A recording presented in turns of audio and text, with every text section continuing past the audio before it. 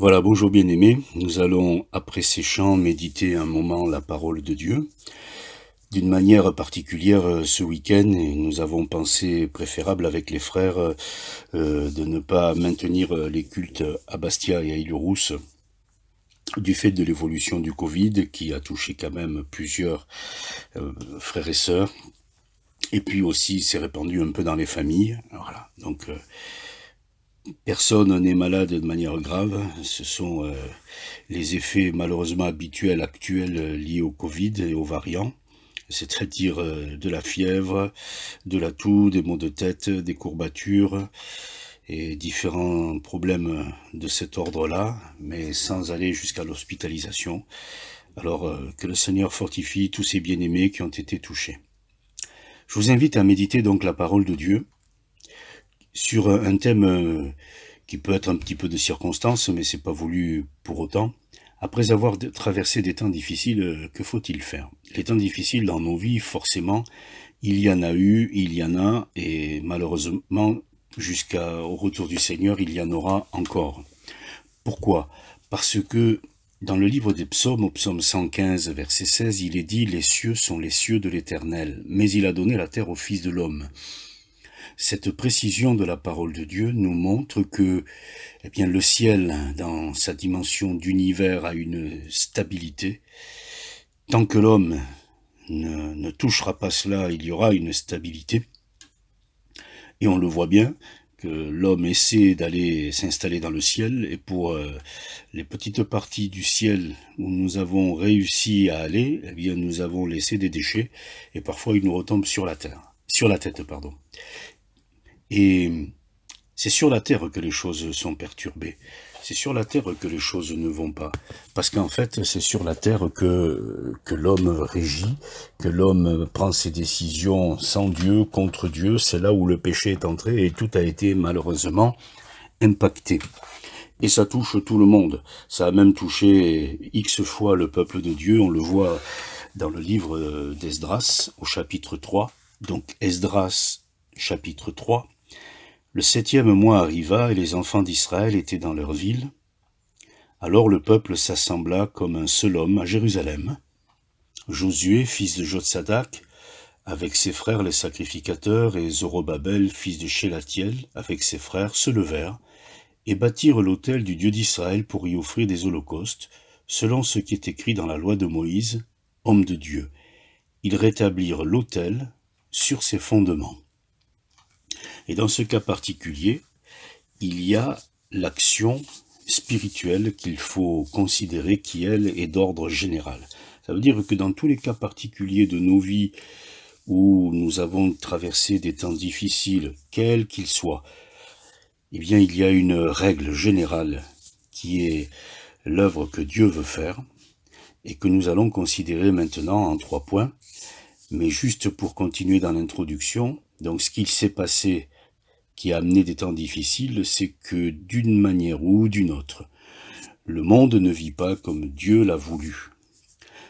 Et le monde, volontairement pour beaucoup, se sont éloignés de Dieu. Il y a une action délibérée. Et le résultat, c'est qu'on se retrouve comme avec une plante coupée de la racine.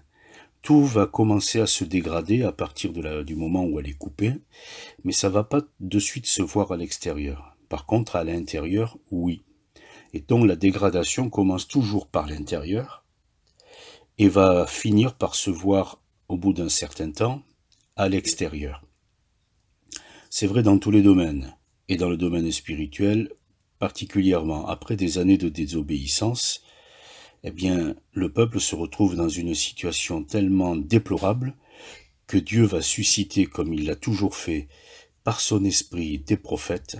Dieu va susciter un retour à Jérusalem et va susciter dans les cœurs le désir de reconstruire la maison de Dieu en commençant par l'autel. Voilà. Et dans nos vies, il y aura tout le temps cette action de bâtir, de rebâtir sa vie dans le bon ordre, c'est-à-dire de l'intérieur vers l'extérieur. Alors ils ont commencé à construire l'autel, et ils se sont mis à travailler comme un seul homme. C'est-à-dire que ce peuple était uni dans l'action pour la reconstruction de l'autel. Et quand on le considère à notre niveau, le Seigneur est venu pour être semblable à nous. Il vit en nous par son esprit, il est avec nous tous les jours, il est fidèle à notre égard, et c'est comme un seul homme. Le chrétien n'est pas quelqu'un d'isolé, c'est le chrétien et son Seigneur. Nous sommes avec lui parce qu'il est avec nous tous les jours. Voilà. Et cette action commune, c'est la base, c'est la force, c'est la garantie que les choses se feront. Alors ils se sont mis à bâtir et ils ont rétabli l'autel. C'est la première chose à toujours faire et refaire dans notre vie. Abraham, pour la première fois, va construire un autel au Dieu qui lui est apparu. Lorsqu'il construira le deuxième autel, c'est le Dieu qu'il a invoqué. Et quand il reviendra de l'Égypte après ce temps de désobéissance, d'une certaine manière, il reviendra reconstruire l'autel au lieu précédent. Donc la base de l'autel dans notre vie, c'est lorsque le Seigneur est apparu, c'est-à-dire lorsque lui s'est fait connaître à nous, et puis lorsque nous sommes adressés à lui, à partir de la première fois où nous avons prié, et à partir de chaque fois où nous nous sommes adressés à lui, où il a entendu nos voix et il a répondu. C'est la base. Il y aura ensuite l'autel du sacrifice.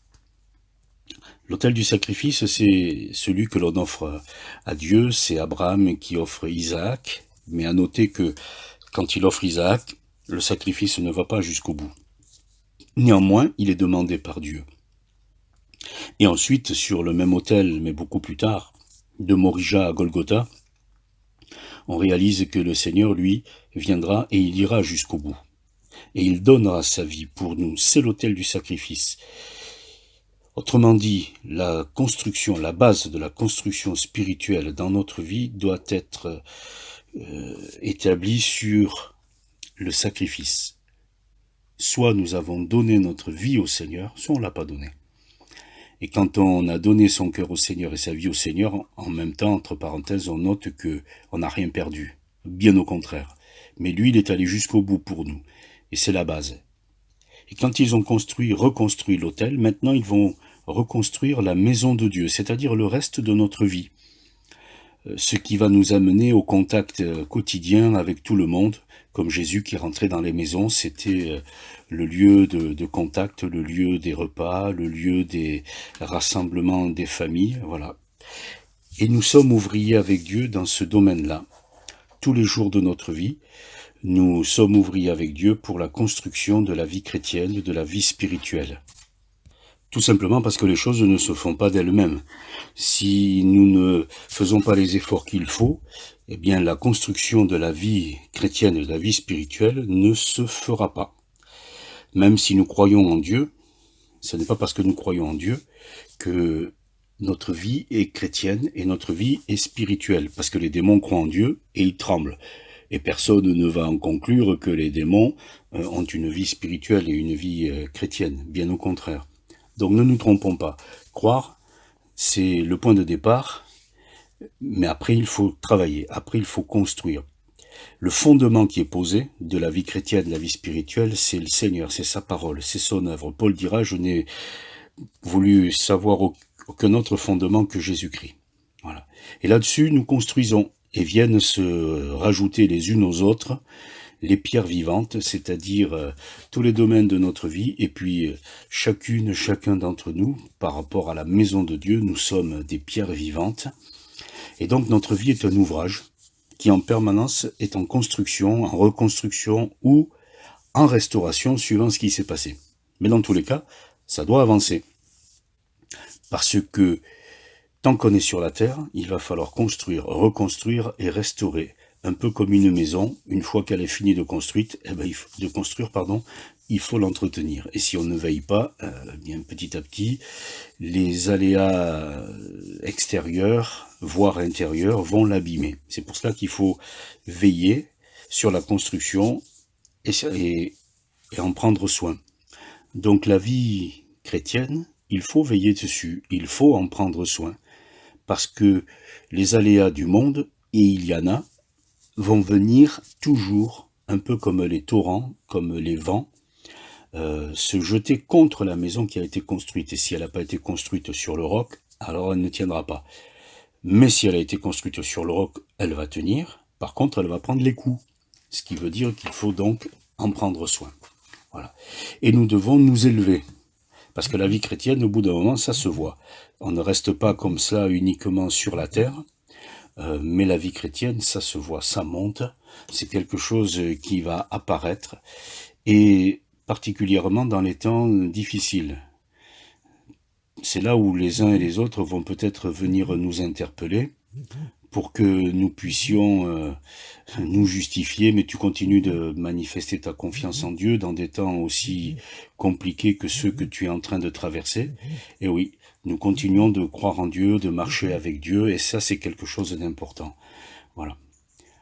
Excusez-moi pour le bruit, il y a quelqu'un qui essaie de m'appeler pendant l'enregistrement. Voilà, et le Seigneur de dire, j'aurai toujours là mes yeux et mon cœur. Ce qui veut dire que nous construisons la maison de Dieu avec le Seigneur, mais une fois que les choses sont construites, le Seigneur ne s'en va pas. Il reste avec nous. C'est pour cela que les choses seront solides. Et maintenant que l'autel est posé, maintenant que la maison est construite, eh bien on va s'occuper de la clôture. C'est-à-dire Néhémie, qui viendra donc après Esdras, va s'occuper de la reconstruction des murailles et des portes qui ont été consumées par le feu. Les murailles, c'est pour fixer la limite et pour protéger. Fixer la limite de ma vie chrétienne, c'est quelque chose d'important. Ce ne sont pas des interdictions, la limite de ma vie chrétienne. Il n'y a pas des poteaux sur lesquels il y a marqué « interdit de ceci » ou « interdit de cela », mais ce sont simplement les limites que désormais je ne franchis plus de mon côté vers l'extérieur.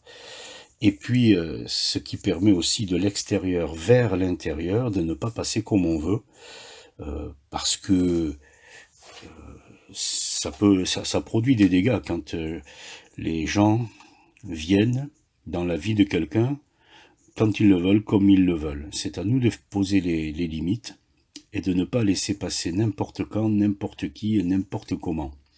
C'est pour cela que Paul dira à Timothée, il faut que tu sois un modèle pour les fidèles en parole. C'est ma limite désormais.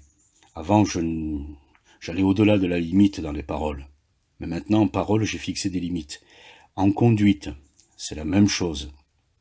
En amour, avant, on n'aimait que ceux qui nous aimaient. Mais maintenant, nous allons dans un autre domaine.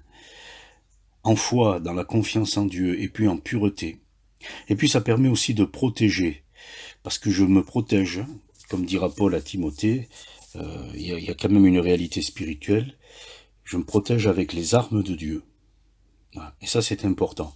Il faut que je me protège, que je protège mes pensées, mes sentiments, mon cœur. Garde ton cœur plus que toute autre chose. Et il ne faut pas que nous nous laissions remplir par ce qui vient de dehors. Il faut que la muraille soit reconstruite. Il faut que les portes aussi. Voilà. Et la porte, ça va être le lieu de passage. Et c'est moi qui définis qui passe dans ma vie et de quelle manière il passe dans ma vie. Voilà. Ça va être la maîtrise de soi.